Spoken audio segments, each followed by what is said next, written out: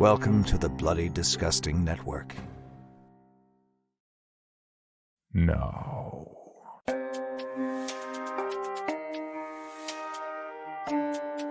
This is Creepy, a podcast dedicated to sharing the most famous, chilling, and disturbing creepypastas and urban legends in the world. Whether these stories truly happened or are simply fabrications is for you to decide. These stories may contain graphic depictions of violence and explicit language. Listener discretion is advised.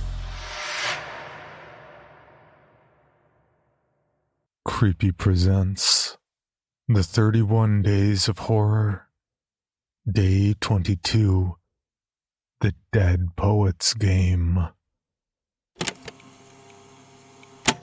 The following is a set of brief instructions on how to play the Dead Poets Game.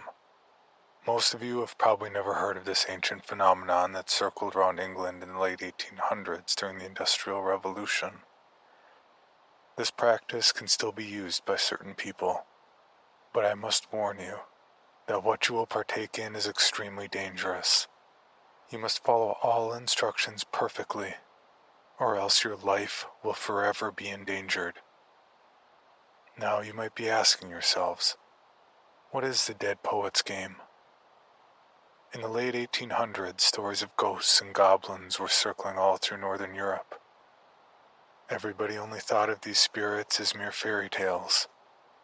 It was, of course, all too true that one night at the London Theatre, someone performed this exact game in front of a large audience.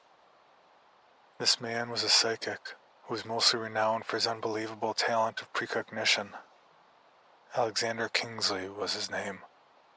He mostly performed magic tricks and various other acts of illusion that even I can't figure out. One of which was when he seemingly cut off his own foot and then reattached it in only 60 seconds. Of course, I'm just getting sidetracked. With the craze of the ghosts and demons becoming famous throughout the world, Alex used this to his advantage. He was going to play a little game that he'd heard of and wanted to test out if it was real or not. The items needed are a candle, 2 glasses of wine, a table, and 2 chairs. You'll see why later. Alexander heard the tales of what would happen if he played the game and thought it would be a good idea in order to bring in profit. You see, at the time, his tricks had, well, gotten a little stale, if you know what I mean. The idea of actually summoning a ghost on stage was the perfect idea to reel in a crowd. Soon posters and advertisements were plastered all across London. Come and see the mysterious ace. For tonight at 8 o'clock, he will summon the undead from their peaceful slumber. Come and see for yourself at the London Theatre House. Of course, this was back when literally everyone was a gullible idiot. Although, nothing has really changed now, has it? At this very night, Alexander, or Ace, was going to perform the game improperly. He wasn't acquainted with the key rules one has to follow. The rules. 1. You have to be alone. 2. You have to do it in the place where someone has died. 3. You have to take everything seriously. Alexander was disrespecting these rules to the core, and the punishment for not following these rules are, well, you'll see later. The setup you have to follow is that you have to be in the vicinity of where someone had recently passed away. In fact, you need to place your table on the exact place in which they had died. You need to put your chair where the victim's head was pointing, and the other where the legs were. It also matters who died. It needs to be the body of a poet, hence the name. A poet can be described as a calm, well-spoken, and nice soul. So, if your husband was a very humble and collected person, then you can play this game. The reason for this is because when you'll contact the spirit, it'll often take the shape of a soul trapped in that area. If you want to have a nice conversation with the spirit, you wouldn't want it taking the shape of a demon now, would you? This brings us to the first rule. Be alone. If you aren't alone, then the spirit may possess the poor soul who didn't sit down in the head chair, as I call it. And trust me, it is very hard to save a soul from this fate. If the other person gets possessed, the ghost will have full control over the body. Sometimes, if it's a demon, then your friend may do unspeakable things to you and anyone around him or her. The same rule applies if you don't sit down at the head chair, or if you don't have the table placed in the right spot. If you're like me, at this point you've probably predicted the fate of Alexander and his audience. But trust me when I say this, not following the rule in which you're supposed to act in a sensible manner is the worst one of them all. And poor Alex was a 19th century magician with brightly flamboyant colors for clothes. Not following this could haunt you for the rest of your days. But the fact that Alex was breaking all of these rules was even worse. To properly play, you must lock yourself in the room, closing all the blinds, and be sure to do it at night. No light must be in the room at this time except for the faint flickers of light emanating from the candle that you need to place on the table. Take out the 2 wine glasses and pour both glasses with the alcohol of your choosing. This symbolizes a peace offering to the spirit, showing that you mean no harm to him or her. I should remind you that you must have no form of technology inside the room. Also, you must make sure that you have no way of contacting anyone else in the outside world. To start, you must call to the spirit that you mean no harm to them. You pour their glass and raise your own and take a sip. If you have done this correctly, after lowering your glass there will be someone sitting across from you. At this point, you must not display any signs of fear in your voice or your facial expressions. You must not provoke the spirit in any way. You must act sensible. To start the game, you must say, "I wish to start a match." The ghost will usually nod and raise the glass. The spirit will be taking the appearance and personality of the deceased body of your choosing. Remember that. You must treat this spirit as if it actually is the body in the room. If you don't, then you will be met with weird looks and eventual frustration and anger. Of course, nobody in their right mind would want to mess with a ghost. To play, you have to say what letter you want to be, either A or B. To say it, you must say, "I strip you of the letter," and say your letter. If done properly, the spirit will take another sip. I should remind you that every time the entity takes a drink, you must too, for this will be your timer.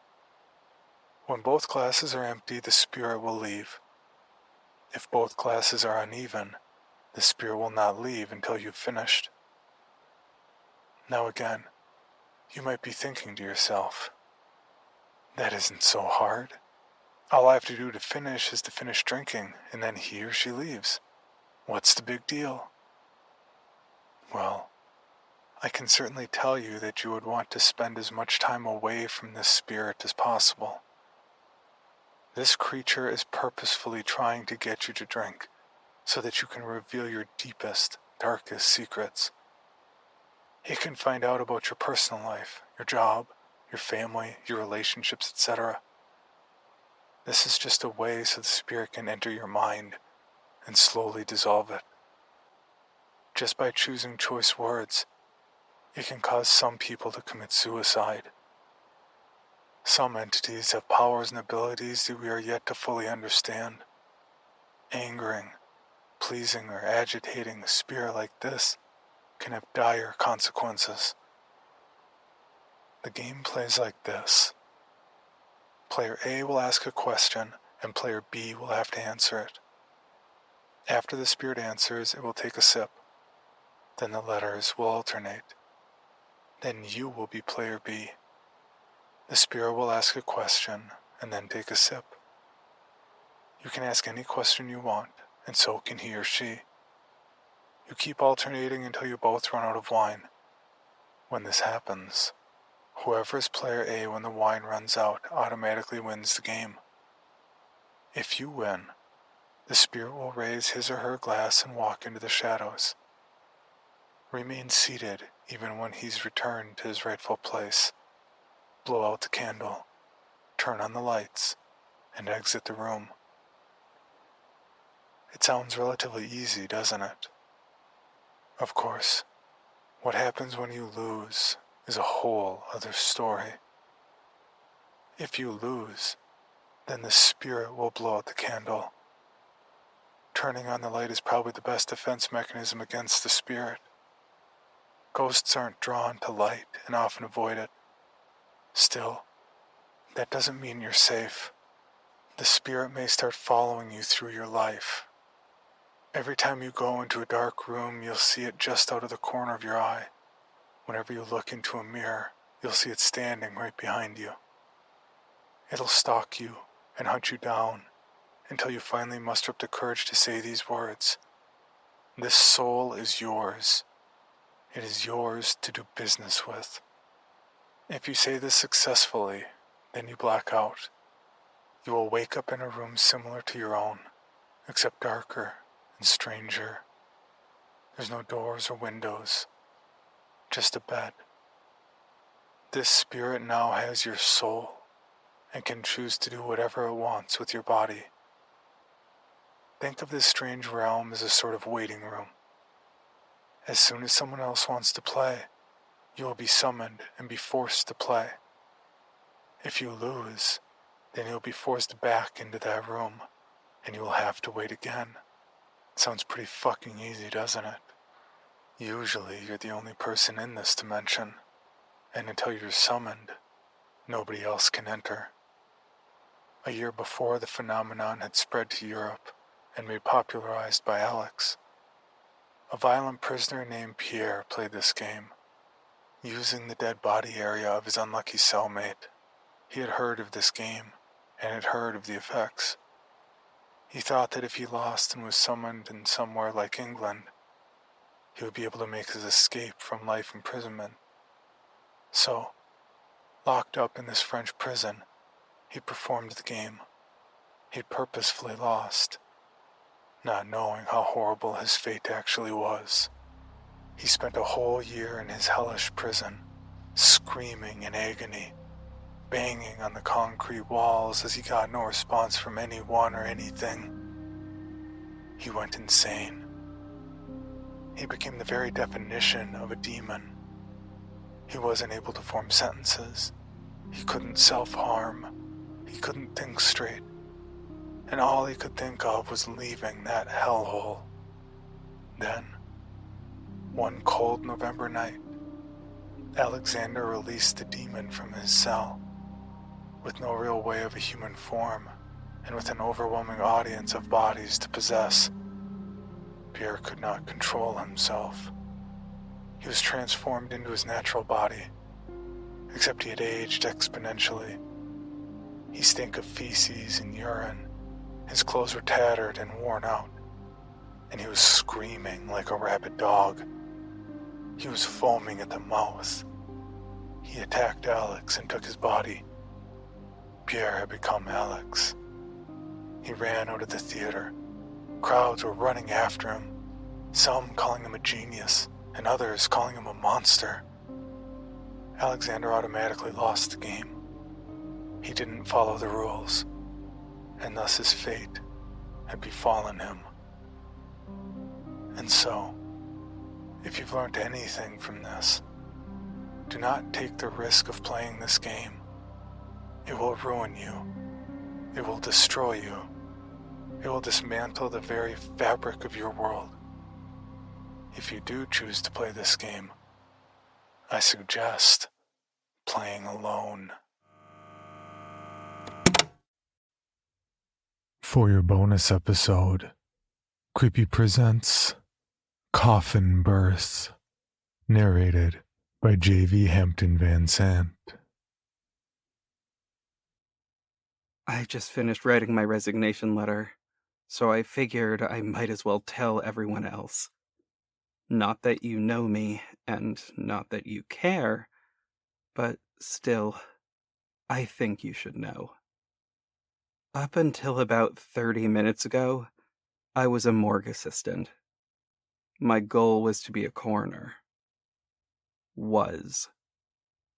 I've worked in healthcare in some capacity or another since high school, volunteering and eventually getting paid, all trying to build up my experience.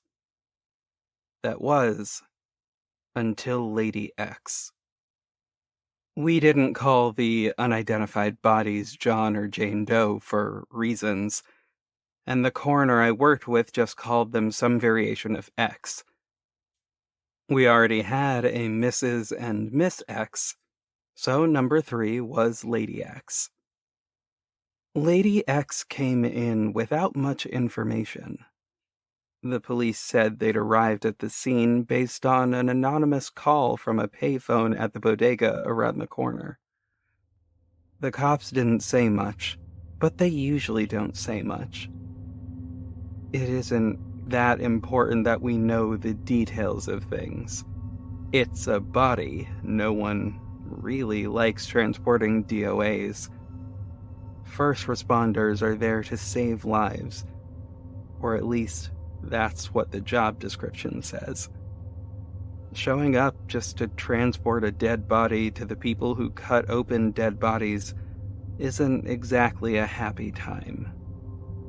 Still, there was something about the drop-off that was weird. I know some of it is hindsight, me piecing together things after the fact. So maybe at the time I didn't really think that anything was wrong or off, but then again, maybe I did.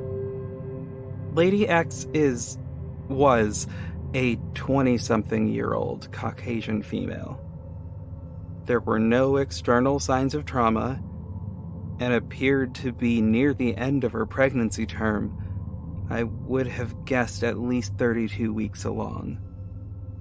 Keep in mind, it isn't out of the realm of possibility for a child to be delivered after the mother dies.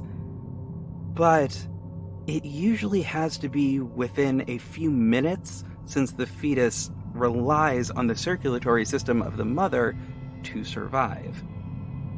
Short answer, when the mother is brain dead, the fetus won't survive much longer.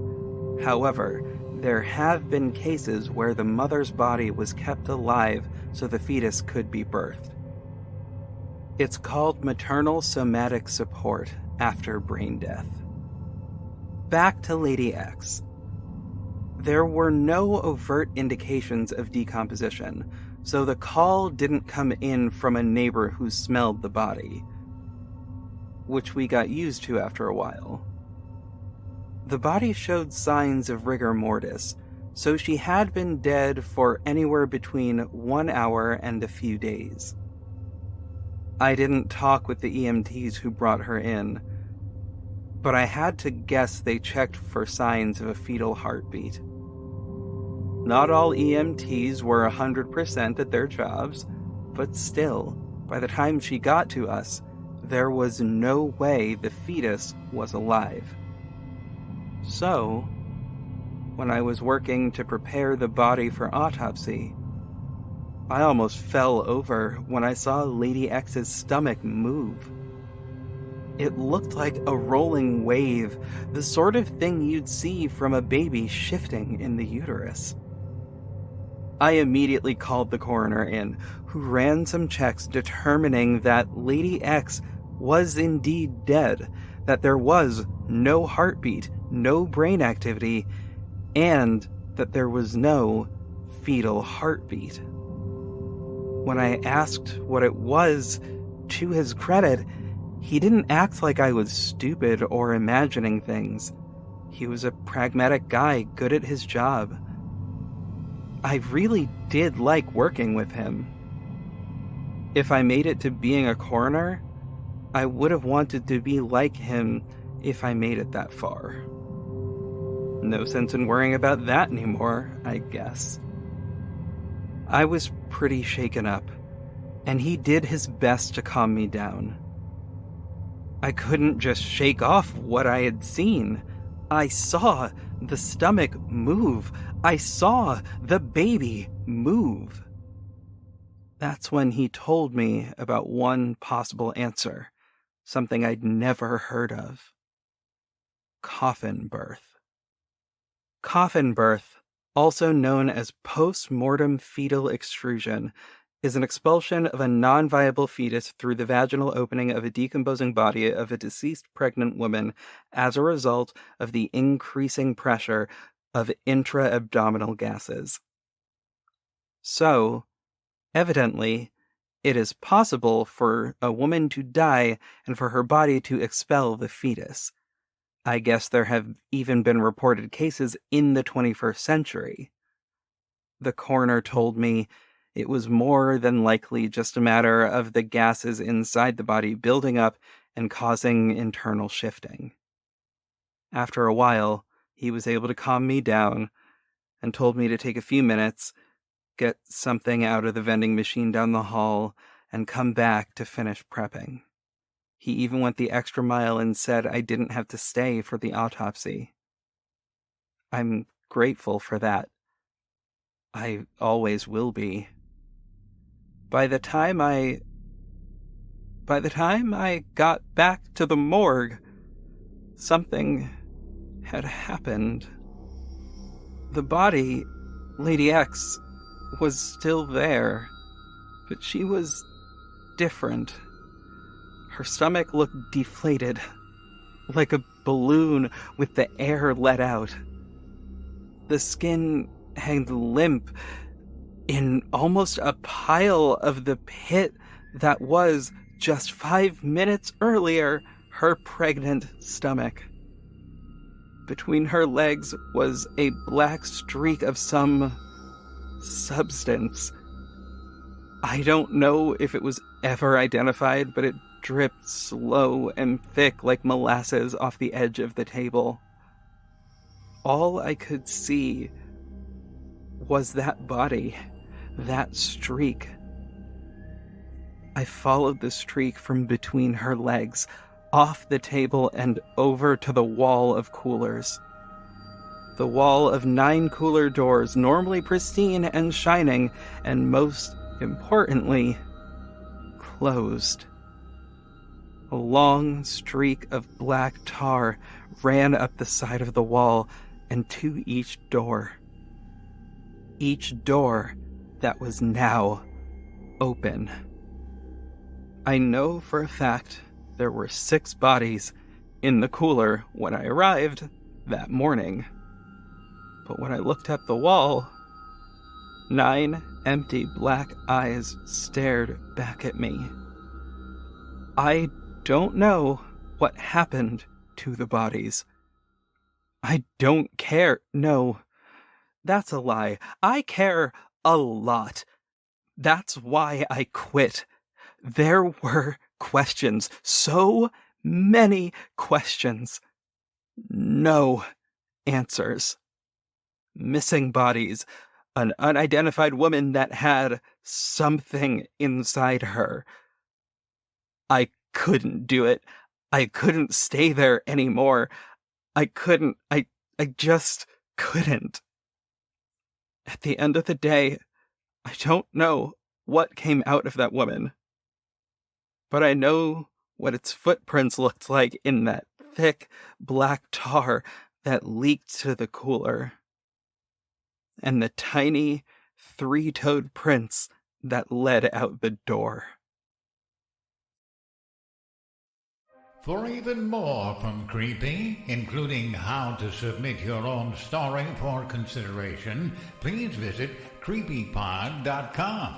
You can also follow us @CreepyPod on social media and YouTube. All stories told on this podcast are used under license and may not be rebroadcast or distributed without the express prior written consent of the story's author. Please contact us at creepypod@gmail.com for further information on obtaining the rights necessary to rebroadcast or distribute a particular story.